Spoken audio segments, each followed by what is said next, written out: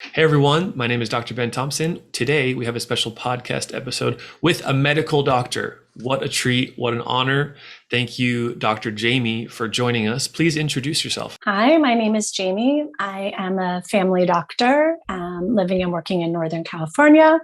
I've been in practice for almost 20 years, and currently I provide full spectrum outpatient family medicine to children and adults. Thank you so much. And thank you for joining and volunteering your time to help us understand the difference between different anti-anxiety medications, SSRI and benzodiazepines, as well as different herbal supplements, magnesium, turmeric, all-in-one solutions, and how that impacts someone who may be dealing with tinnitus, either acute or chronic tinnitus.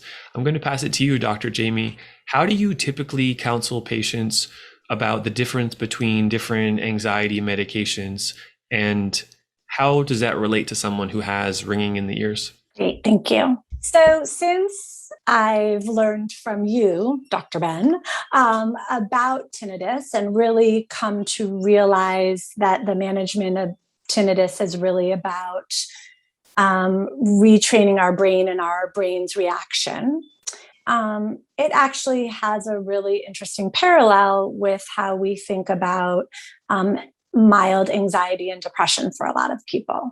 So with a caveat that I'm a family doctor, I'm not a psychiatrist or a neurologist or an ear, nose, and throat doctor, and I'm going to be speaking really generally, and obviously would recommend that anyone speak specifically to their own providers about their specific situation. But benzodiazepines such as Ativan, lorazepam, Valium, clonazepam are, in my opinion, honestly, really problematic medicines in America. They are sedatives that can be very effective in situations of acute anxiety or trauma because they really just sedate people and shut down their thoughts and their processing. And there are certain situations in which that can be incredibly helpful. But in my practice, I can't really think of a situation, or I can think of only very few situations where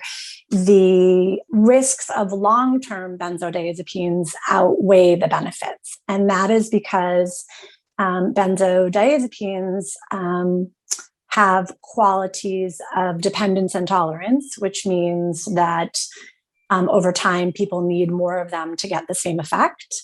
And also that people become physically dependent where their body depends on them to continue functioning.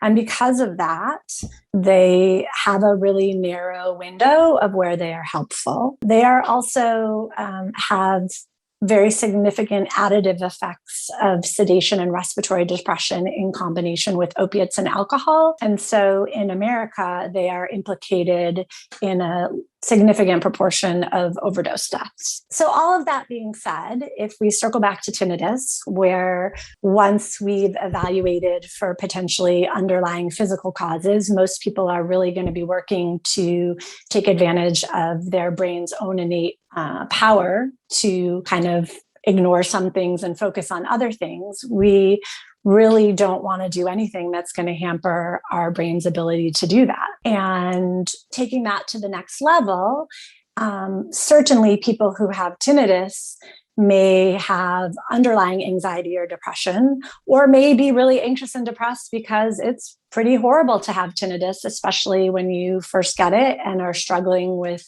trying to find the balance of managing it. Would you be able to share your own story with this a little bit? Sure, yeah. So I actually met Ben because probably about 6 months to a year ago, I became aware that I had developed tinnitus.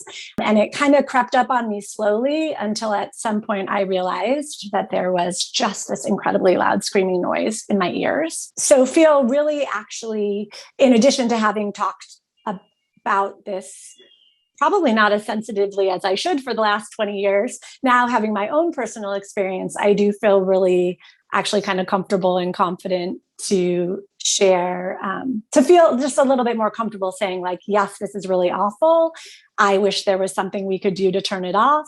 And the best advice that I have taken myself personally and also give professionally is to just really work on the kind of, I guess what I would call kind of brain retraining type of skills that Ben talks about on his podcast. And so for me, that was really a lot of, making sure that I was eating well, exercising, using kind of meditation and distraction techniques till I was really, I would say I'm at a point now where my tinnitus is, still there. And a lot of the times I can just ignore it. And when I notice it, I can redirect myself again.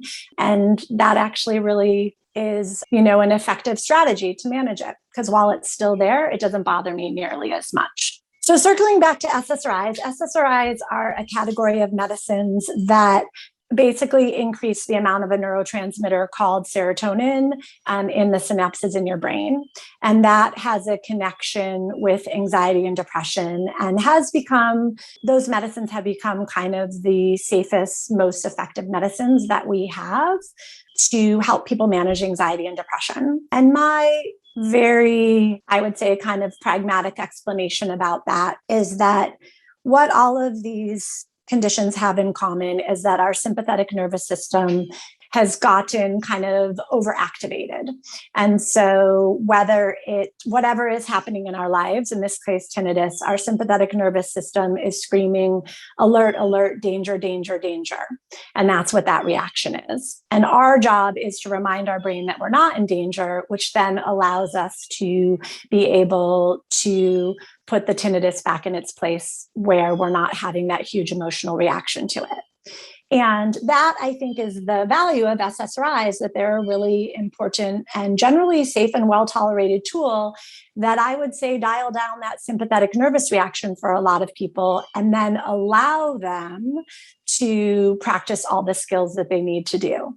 So the example I often give people is that your brain doesn't know if your rent is late, or you're having tinnitus, or you're worried about a global pandemic, or if you're being chased by a saber-toothed tiger. The reaction is exactly the same. And sometimes in that state, people cannot eat well, meditate, talk to a therapist enough to dial that down. And what the medicines do is help dial down that reaction so that your body is then, I think, in a more receptive place to be able to learn all of those skills and strategies. SSRIs do not have the qualities of dependence and tolerance, and they do not alter a brain in the way I think that gets away. They do not alter our brain in a way that negatively affects developing those skills that I talked about, the way that I think benzodiazepines do. Sometimes you'll hear people talk about pills, not skills, meaning we want to teach people skills, not just give them pills. And that really refers to benzodiazepines. I think that SSRIs are really pills that help us develop those skills. And some people take them for a short time, and some people take them for an extended period of time. And how about the common names of the SSRIs? Oh, yeah. What are they? So common SSRIs are things like sertraline or Zoloft, fluoxetine or Prozac, escitalopram or Lexapro, citalopram or Celexa. And those are, those medicines have some pretty common side effects.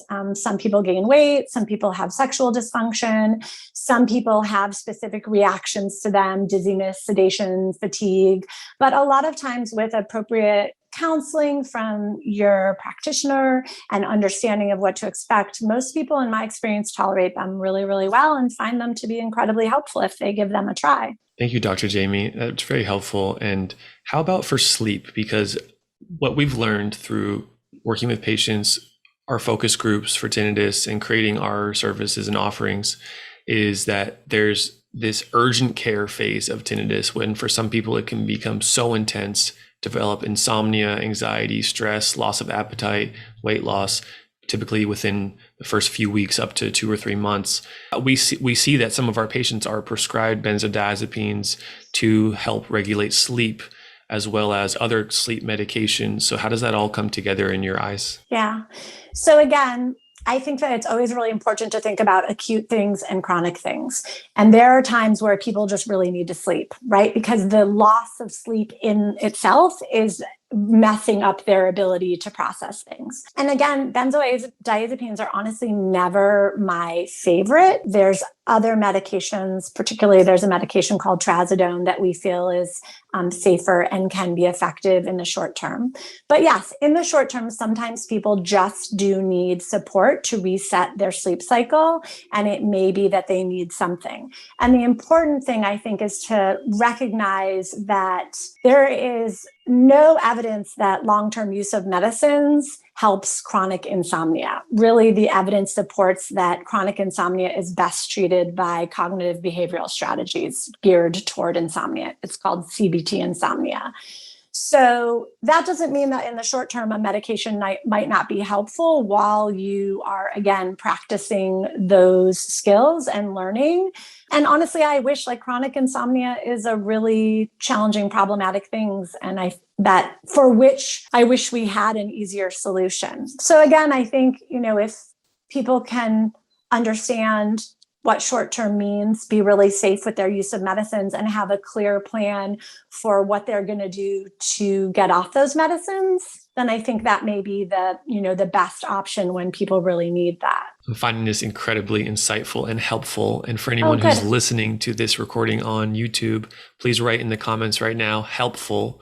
If this is helpful to you, please write helpful in the comments, because I'm learning so much. And I don't often get to have these conversations with medical doctors, with physicians.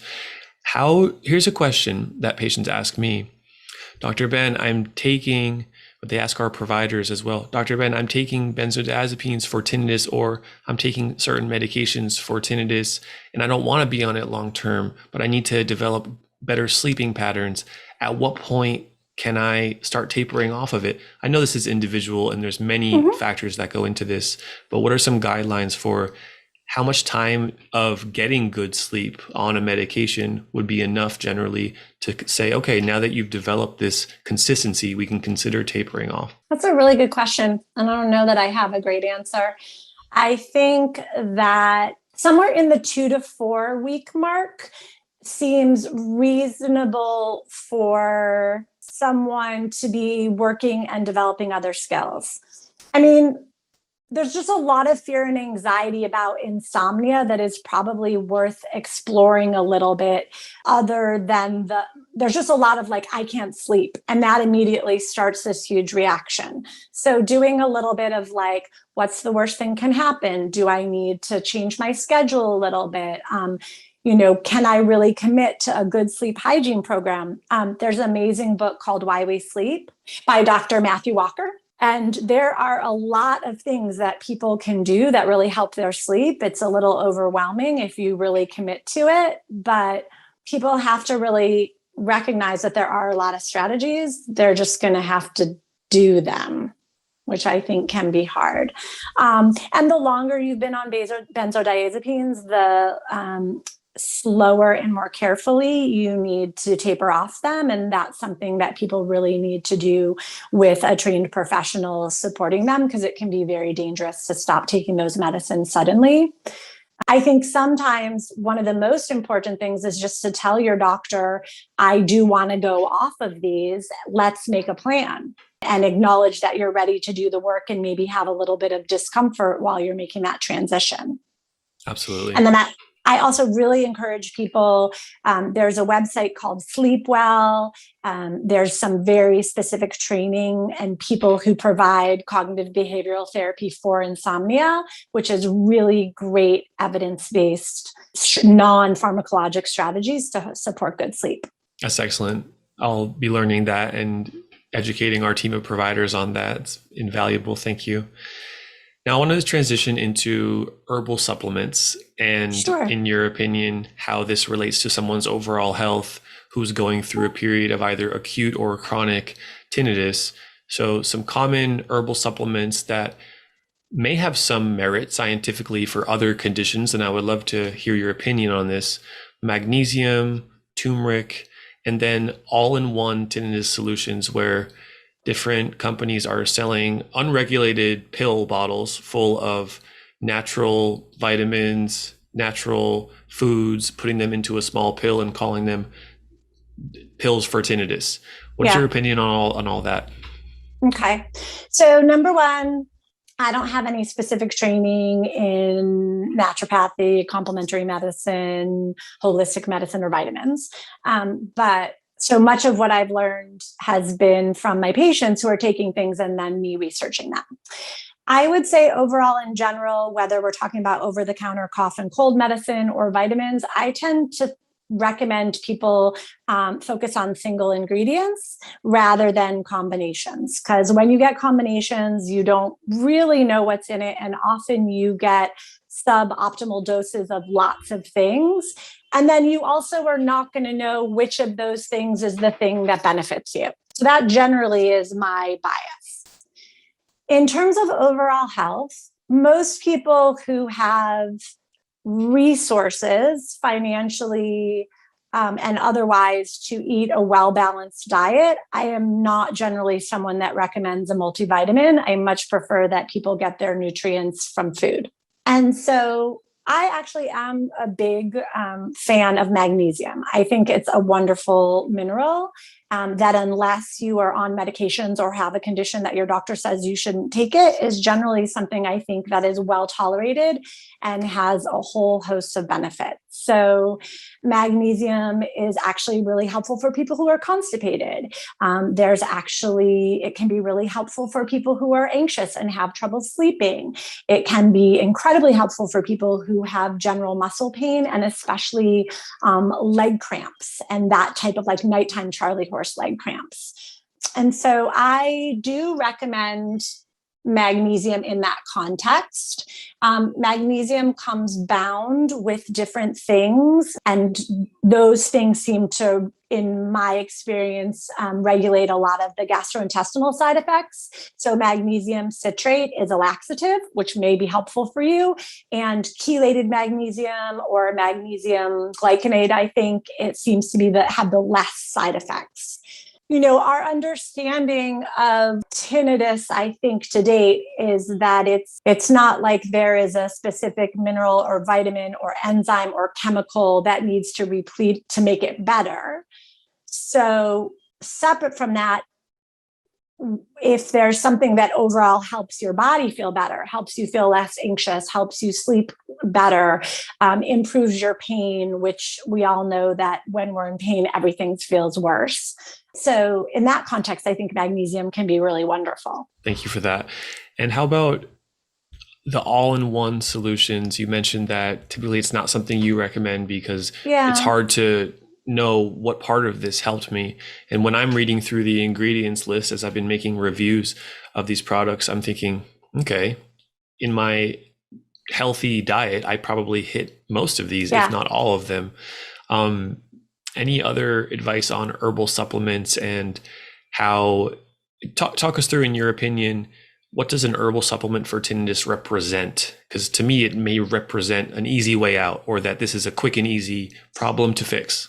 Yeah, well, so I'll share a personal story if it's okay. Part of the way that I found Ben was I was feeling really desperate one day, and I was on the internet and stumbled upon this video of this man that talked about like his great revelation in curing tinnitus. And it went on and on and on. And I was like, why am I still watching this? And I was like, how can this be that I've never heard? And this man's going to tell me what it is.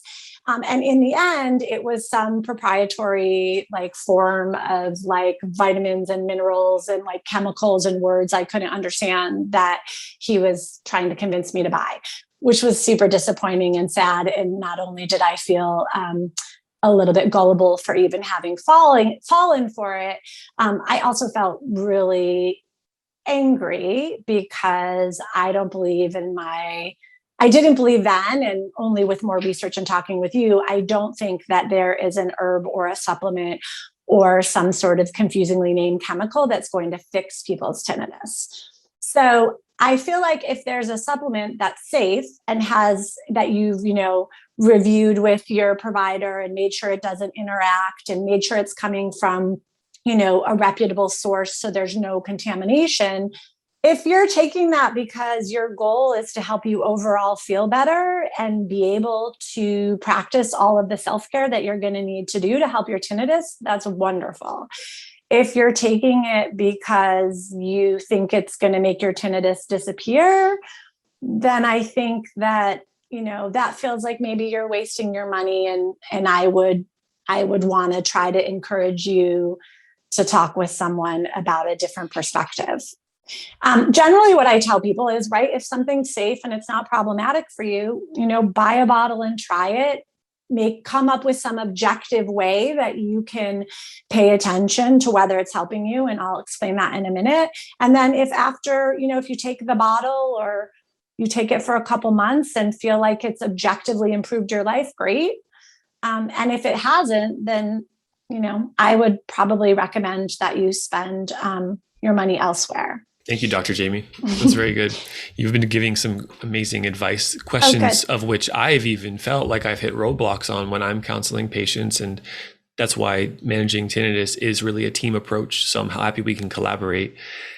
Did you have any other perspectives to share? Well, so I did want to say this, and with a little bit of a caveat, but one of the things I've been thinking about a lot, and I think it applies to tinnitus, it certainly applies to pain. There's always going to be a balance between kind of like over focusing and obsessing about something and actually kind of calculating and tracking it. And so one of the things that I think can be really important is if you come to me with 10 out of 10 pain and I do something that helps you and we follow up and you say, great, my pain is now 7 out of 10. If we haven't actually kind of made a plan to kind of note that, there's a very good chance that you're going to adjust your 7 out of 10 pain. And then you're going to come back to me and be like, my pain is horrible. You haven't done anything for me. And we're going to like lose that whole perspective that things got better. Does that make sense a little bit? So one of the things I think can be really helpful is actually to keep track in an objective way about how things were and how things are.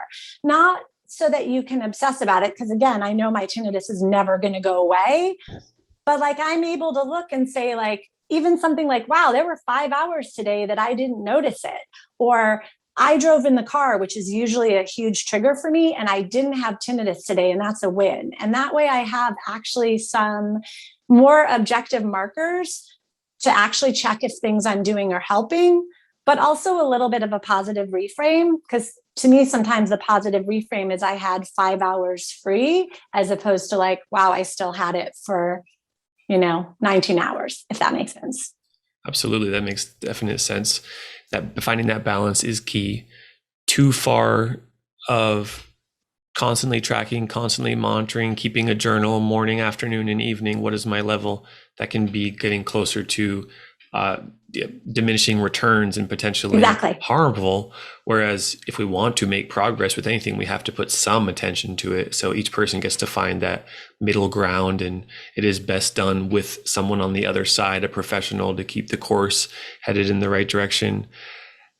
Did you have any other comments for us? Any other words of wisdom? And I had one last question too, which is, you're a medical doctor. Oftentimes patients are intimidated by a doctor because we may feel like, hey, I don't know much. The doctor knows everything. But what is your recommendation for advocating? You mentioned earlier advocating, hey, I really don't want to be on drugs if possible, but I don't know anything about this condition. So I'm relying on you, doc. How do you advise advocating for certain things to medical doctors? Yeah, I know that that's really tricky. I think a couple of things. If you're working with someone and they make you feel stupid or small or unlistened to, or like they're not taking you seriously, I would really encourage you to find someone different if at all possible, because there's no stupid questions. There's no stupid people.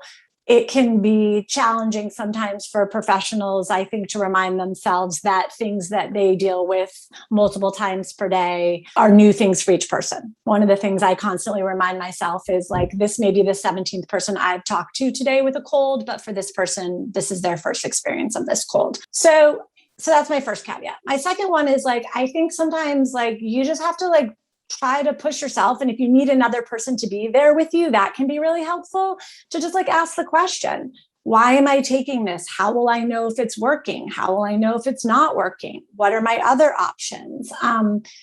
And I think sometimes people get a little confused and they think advocating for themselves means that they need to be like aggressive or threatening, and so there is a way to do it in a way that's collaborative, but it's your body and your treatment, and you need to like understand. I'm not going to lie. I think sometimes it's challenging for us as physicians where people read things on the internet and then seem to trust the internet more than they do us. And so I sometimes remind people that there's no denominator in the internet. Like you have, it seems like everybody says this, but you actually don't really know if that's 5 people or 5 million people. And to put it in context. So yeah, I would say ask the questions and don't be afraid to kind of keep asking or keep pushing if it feels like something isn't working for you. And also know that sometimes your doctor can't fix it because it's not fixable, right? Your doctor would also love to make your tinnitus disappear completely, but that's just not in our power. So all we can do is to work together to try to make it more tolerable for you. Yeah, thank you so much, Dr. Jamie. You've been extremely helpful. During this conversation, I've been thinking about a patient I've been working with, who I won't name, who is just starting SSRI to manage anxiety, and they've been dealing with tinnitus for a few months now. I'm working with them via telehealth, and they had a lot of fears around taking SSRI because on an online forum, they saw that a few people said it had negative reactions for tinnitus. Like you said earlier, you can almost find anything you're looking for on the internet. Yeah. And especially with tinnitus being such a sensitive and such a widely, such a medical condition that so many people have, that at some point, something may have happened at the same time that someone's tinnitus got louder, and they probably made a post about it online. So remembering to all the listeners here is that it's better to look at scientific studies and a professional's opinion who's seen hundreds of cases similar to yours, as opposed to figuring it out reading comments on an online forum or a YouTube video. And I wanted to leave it with that. And Dr. Jamie, if you have any last words, again, thank you so much for joining the podcast. It's such an honor to host you. No, thank you. It's such an honor to be here. I appreciate all the work you're doing. Tinnitus is so common, and I was a doctor for a really long time before I, honestly experienced it myself, and then made me want to give better care to my patients. And I also will say that in the context that often your audiologist is going to be the most helpful person to talk about it, because they have a lot of training and experience in this. But I'm happy that I could be here today and help. Yeah. Thank you so much, everyone who's listening. We'll see you on the next episode. Bye.